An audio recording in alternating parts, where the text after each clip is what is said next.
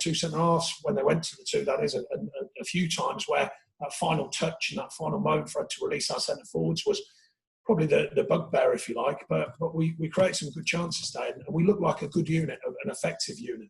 And I think, barring the Man City game, and people sometimes forget they were excellent on the day. You know, they sometimes put it down to us. You forget the power when they catch you like on a day like that. They absolutely hurt you, which they did.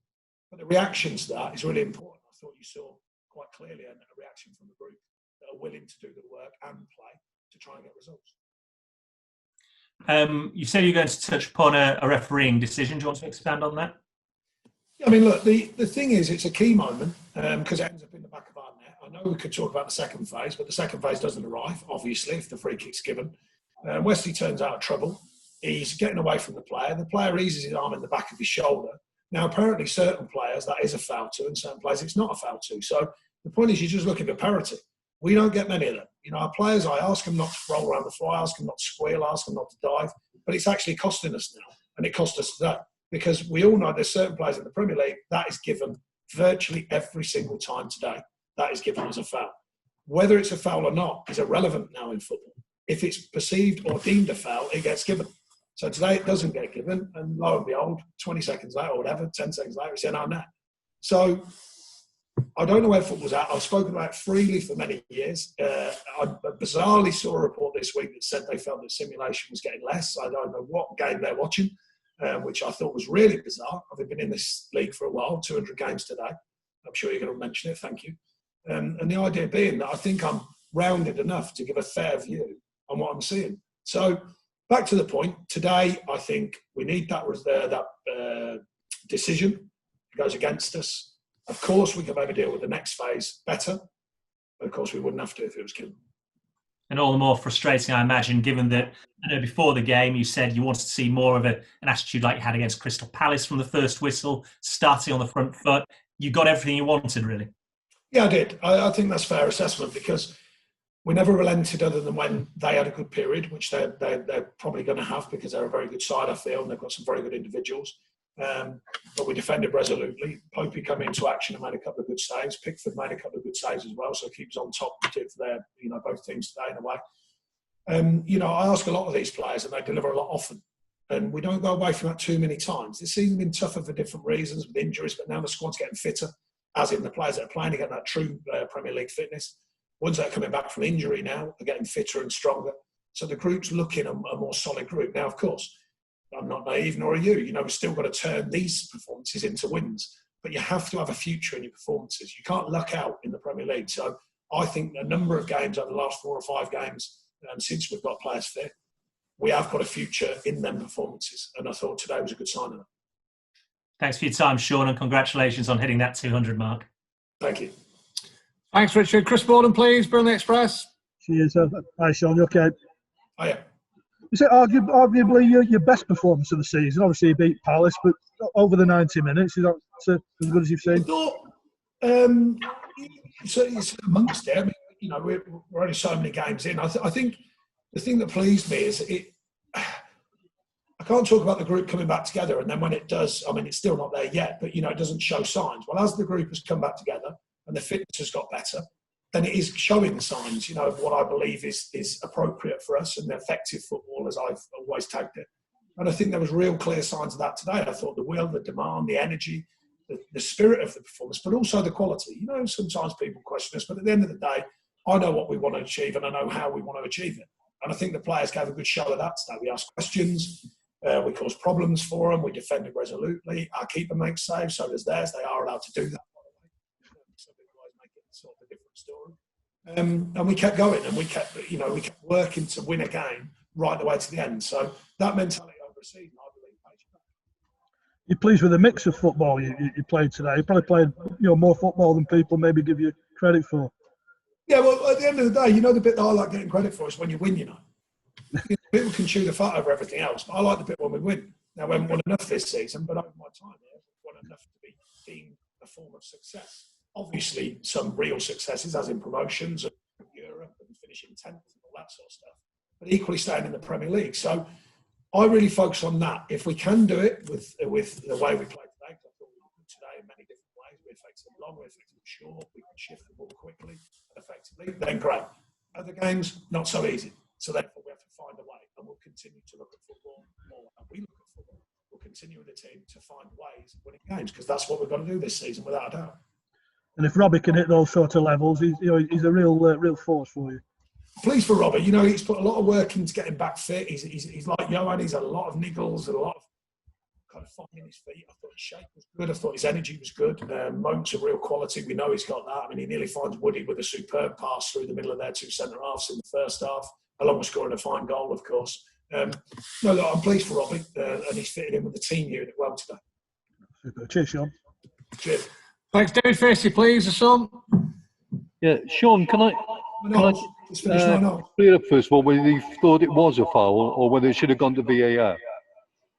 No, I don't think the VAR should be getting involved in everything on the pitch. I think VAR, I'm a fan of it. It's streamlining. I think people are working out its place in the game. So I'm not suggesting that. I just think the referee, I'm actually questioning, because the challenge we've got as managers now is half of the things that happen in the Premier League are not fouls anyway. So therefore, when it is a foul or not a foul, it's become irrelevant.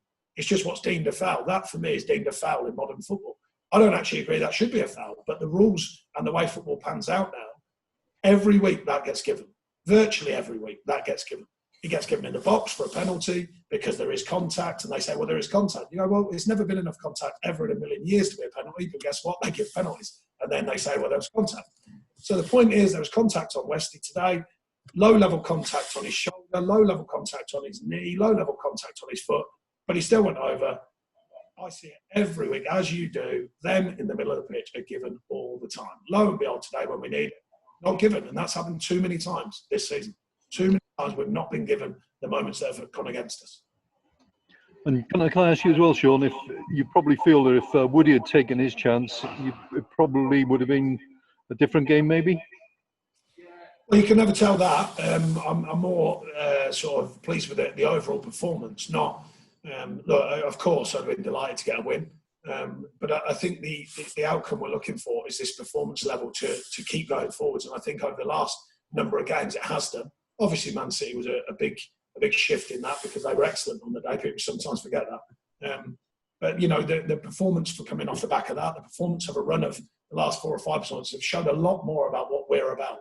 And it has to pay us back over a season, don't get me wrong, but I believe it will do, and I believe it does do if you keep performance levels high and that consistency high. And we're getting back to that, I think.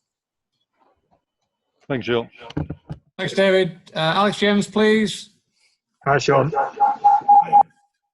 Just on Woody, we've spoken this season previously about being happy that the striker's getting in a position for those chances rather than being disappointed that he misses them. I guess that's the feeling you'll have again today.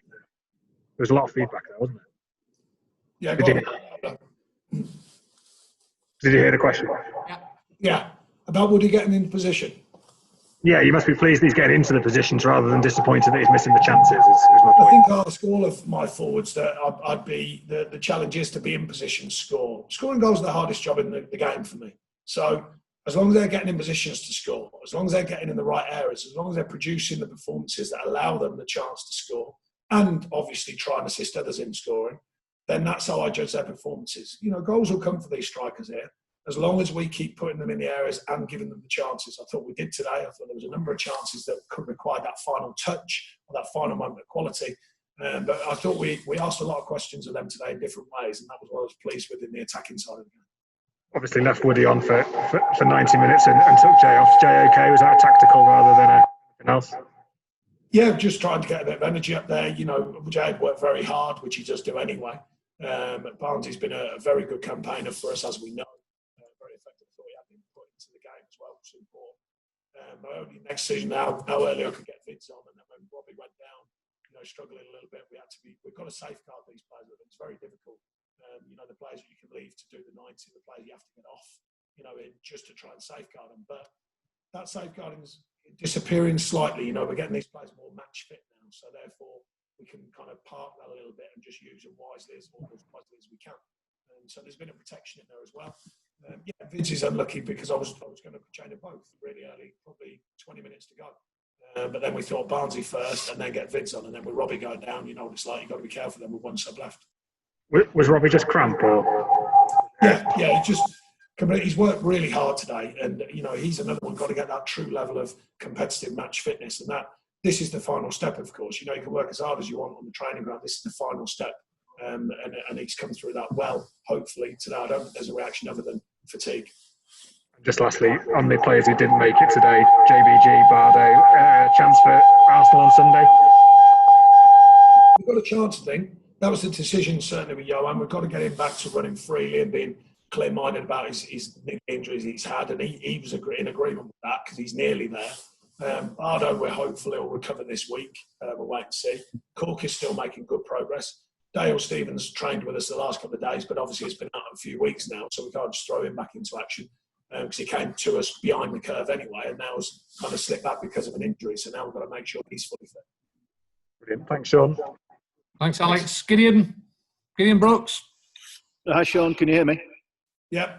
I was just wanted to know what you thought of the performance of Nick Pope today, and whether you feel you've got the best keeper in England in your side. I think they're both good today. I thought both keepers. A lot of different opinions on not just them two, but speaking of them two, both good today. Both made saves. Both, did the basics well, if you like. I'm bound to say that Pope is a top keeper because I bought him here, and he's done really well developing in the keeps unit with Billy Mercer. And he continues to do so. So I'm bound to say that. Everyone else can pick the bones out of who they choose. But I'll choose him just because I value him. I see great value in what he's achieving and what he's developing into. Thanks. Any other nationals, or is that it? All quiet. Thank you very much.